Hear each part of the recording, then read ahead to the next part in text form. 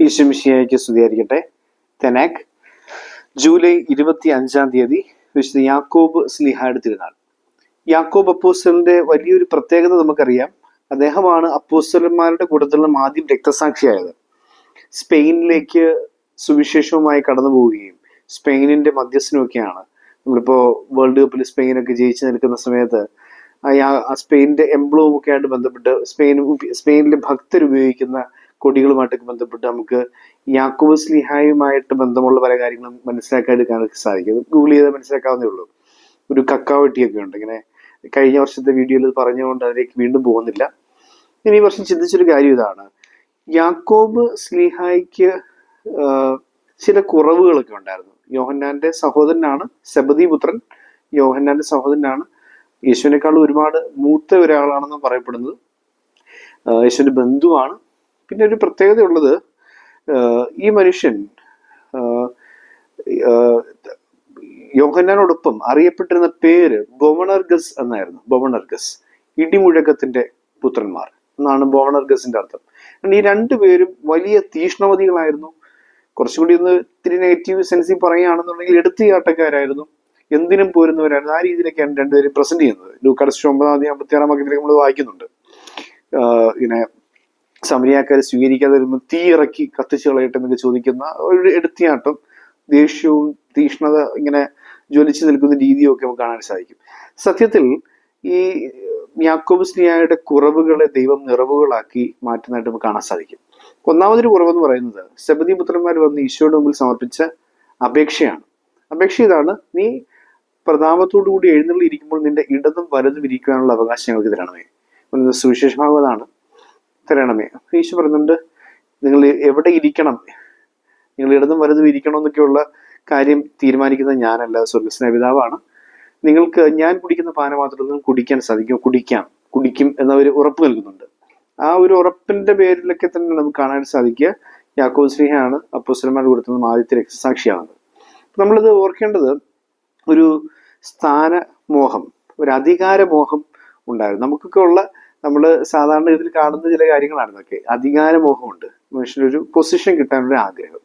ഈശോ അതിനെ തിരുത്തുകയാണ്, തിരുത്തി ഭംഗിയാക്കി എടുക്കുന്നു. അപ്പൊ ഇതിനെ കുറച്ചും കൂടി ഒരു ക്ലാരിറ്റി ഒക്കെ ഉണ്ടാകട്ടെ, ഇത്തിരി കൂടെയൊക്കെ വെട്ടം കെട്ടട്ടെ എന്ന് വിചാരിച്ചിട്ടാണ് ഈശോ ഇങ്ങനെ ഗെത്സമനി പ്രാർത്ഥിക്കാൻ പോകുമ്പോഴും, താബോർ മലയിൽ രൂപാന്തരീകരണത്തിന് പോകുമ്പോഴും, ജാരൂസിന് മകൾ സൂപ്പർ, അങ്ങനെ പല സ്ഥലത്തും ഈശോ പോകുമ്പോൾ സെലക്റ്റഡ് ആയിട്ടുള്ള 2-3 പേരെ കൂടെ കൂടുന്നതിനകത്ത് ഒരാള് യാക്കോബായിരുന്നു. അപ്പൊ ഈശോയെ കൂടെ കൊണ്ടുവരണം എന്നുള്ളതാണ് ഒരു പ്രത്യേകത. അങ്ങനെ ഒരു അനുഗ്രഹം കിട്ടിയിട്ടുണ്ട്. അപ്പൊ ഇങ്ങനെ എടുത്തുചാട്ടം, അധികാരഭ്രമം, ഈ കാര്യങ്ങൾ കൂടാതെ അപ്പൊ വീണ്ടും നമ്മൾ സുവിശേഷത്തിന് മുമ്പോട്ട് പോകുമ്പോഴത്തേക്ക് ഈ യാക്കോബ് സ്ലീഹായുടെ കുറവുകളെ നമുക്ക് വായിച്ചെടുക്കാൻ സാധിക്കും. ഇങ്ങനെ ദേഷ്യപ്പെടുന്നു എന്നൊക്കെ പറയുന്ന കാര്യങ്ങൾ, ഇത് ഈശ്വനാഥൻ അതിനെ ക്ലിയർ ചെയ്യുക, അയാളുടെ കുറവുകളൊക്കെ നികത്തി കൊടുക്കുക.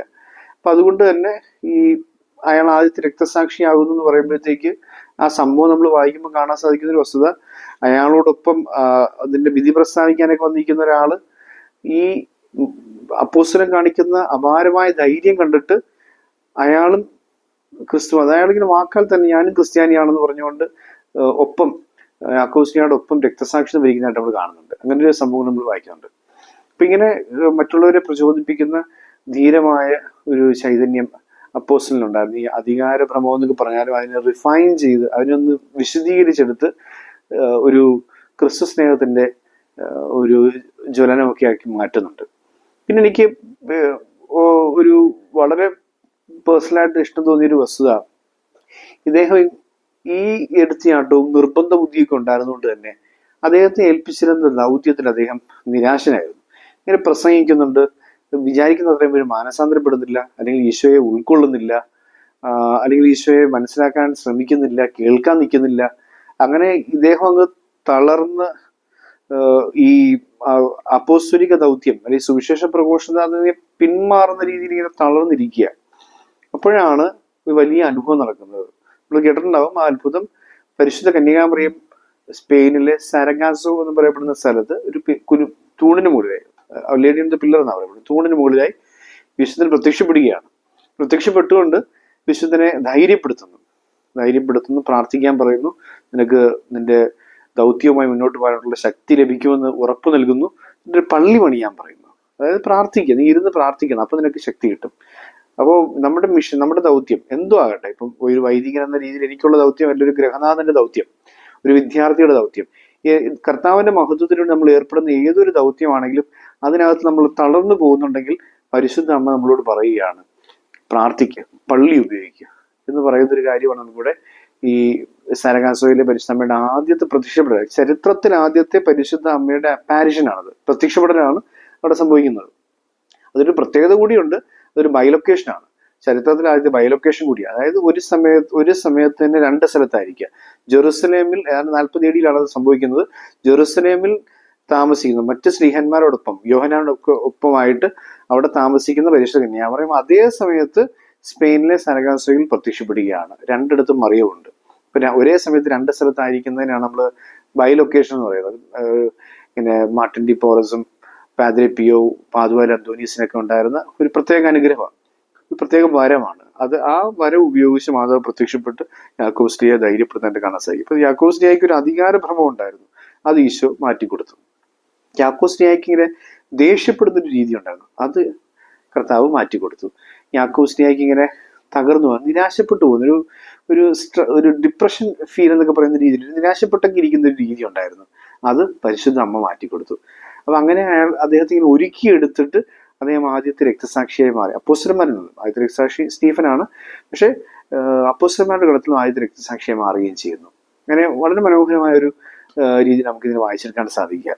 നമ്മൾ ഓർക്കണം, ഈ അദ്ദേഹത്തിന് ആ സാന്തിയാഗോ ദെ കമ്പസ്റ്റെല്ല എന്നൊക്കെ പറയപ്പെടുന്ന തീർത്ഥാടന കേന്ദ്രം, അവിടേക്കുള്ളൊരു തീർത്ഥയാത്ര ഒരുപക്ഷെ ലോകത്തിലെ ഏറ്റവും വലിയ കാൽനടയായി പോകുന്ന ഏറ്റവും മനോഹരവും ഏറ്റവും ഭക്തി നിർഭരവും ഏറ്റവും അധികം തീർത്ഥാടകർ എല്ലാ വർഷവും പങ്കെടുക്കുന്നതുമായ തീർത്ഥാടനം ആണ് സാന്തിയാഗോ ദെ കമ്പസ്റ്റെല്ലയിലേക്കുള്ള തീർത്ഥയാത്ര എന്നാണ് അറിയാൻ സാധിച്ചത്. ഞാൻ സ്പെയിനിൽ പോയിട്ടില്ല, പക്ഷെ സ്പെയിനിൽ പോയിട്ടുള്ള എൻ്റെ കൂട്ടുകാരെൻ്റെ ബാച്ച്മേറ്റ്സ് അല്ലെങ്കിൽ ബാച്ച്മേറ്റ്സും അതുപോലെ തന്നെ ഒരു ജ്യേഷ്ഠ വൈദികനായിട്ടുള്ള മിൽട്ടനസും ഒക്കെ ഇങ്ങനെ പറഞ്ഞു കേട്ടിട്ടുള്ള, അച്ഛൻ ഇങ്ങനെ ഒരുപാട് അതിനെക്കുറിച്ച് വിവരിച്ചിട്ടുണ്ട്. മിൽട്ടനസ് ഇങ്ങനെ ഞങ്ങളിങ്ങനെ ഒരുമിച്ച് നടക്കാൻ പോകുന്ന സമയത്തൊക്കെ പക്ഷെ ഒരുപാട് ഇതിനെക്കുറിച്ച് ഇങ്ങനെ വിവരിക്കുക, ഈ നടന്നു പോകുന്നതിനെ കുറിച്ച്, നടന്നു പോകുമ്പോൾ പ്രാർത്ഥിക്കുന്നതിനെ കുറിച്ച്.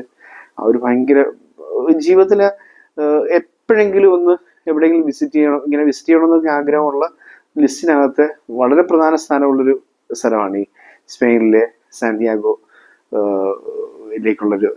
പുണ്യാളന്റെ ബസിലിക്കയിലേക്കുള്ള ഒരു തീർത്ഥയാത്ര എന്ന് പറയുന്നത്. അത് ബസിലിക്കയുള്ള ഒരു പ്രത്യേകതയുണ്ട്. ലോകത്ത് 3 ബസിലിക്കകളാണ് ഒരു അപ്പോസ്തലന്മാരുടെ കബറിടത്തിന് മുകളിലൂടെ പണിയപ്പെട്ടിരിക്കുന്ന പറയുന്നത്. അതായത് ഒന്ന് സെന്റ് പീറ്റേഴ്സ് ബസിലിക്കയാണ്, പത്രോസ്ലിയുടെ കബറിടത്തിന് മുകളിലാണ് നിൽക്കുന്നത്. 2 നമ്മുടെ ഇന്ത്യയിലാണ്, നമ്മളിൽ പലരും സന്ദർശിച്ചിട്ടുണ്ടാവും, സാന്തോം ബസിലിക്ക മദ്രാസ്, ചെന്നൈയില്. സാന്തോം ബസിലിക്കയിൽ തോമസ് ലിയുടെ കബറിടത്തിന് മുകളിലാണ് ആ പള്ളി നിൽക്കുന്നത്. സാന്തിയാഗോ ദെ കമ്പസ്റ്റെല്ല, സാന്തിയാഗോ പുണ്യാളന്റെ ബസിലിക്ക, അത് അദ്ദേഹത്തിന്റെ കബറിടത്തിന് മുകളിലാണ് സ്ഥിതി ചെയ്യുന്നത്. നമുക്ക് എന്തായാലും ഈ തിരുനാൾ ആഘോഷിക്കുമ്പോൾ നമ്മൾ ഓർക്കേണ്ട കാര്യം ഇതാണ്, അദ്ദേഹത്തിന്റെ ജീവിതത്തിൽ നമ്മൾ കാണുന്ന 3 കുറവുകളാണ്. ഒന്ന് ഇങ്ങനെ സ്ഥാനമോഹം, 2 എടുത്തിയാട്ടം അല്ലെങ്കിൽ ദേഷ്യം, 3 ഇങ്ങനെ നിരാശപ്പെട്ട് ഇരുന്നു പോവുക എന്ന് പറയുന്നത്. ഇതൊക്കെ നമ്മുടെ ജീവിതത്തിൽ ഉണ്ടാകുന്ന കാര്യങ്ങളാണ്. അപ്പൊ ഇങ്ങനെയുള്ള അവസ്ഥകളൊക്കെ ഉണ്ടാകുമ്പോൾ യാക്കോബുസ്ലിഹായെ വിളിച്ചിട്ട് പ്രാർത്ഥിച്ചു കഴിഞ്ഞാൽ യാക്കോബുസ്ലിഹായെ സഹായിച്ച പരിശുദ്ധ അമ്മയും വിശ്വനാഥനും നമ്മളെ സഹായിക്കും. വിശുദ്ധ യാക്കോബുസ്ലിഹായുടെ സാന്തിയാഗോ പുണ്യവാന്റെ സാന്തിയാഗോയുടെ മാധ്യസ്ഥതയിൽ ദൈവം നമ്മളെ അനുഗ്രഹിക്കുമാറാകട്ടെ.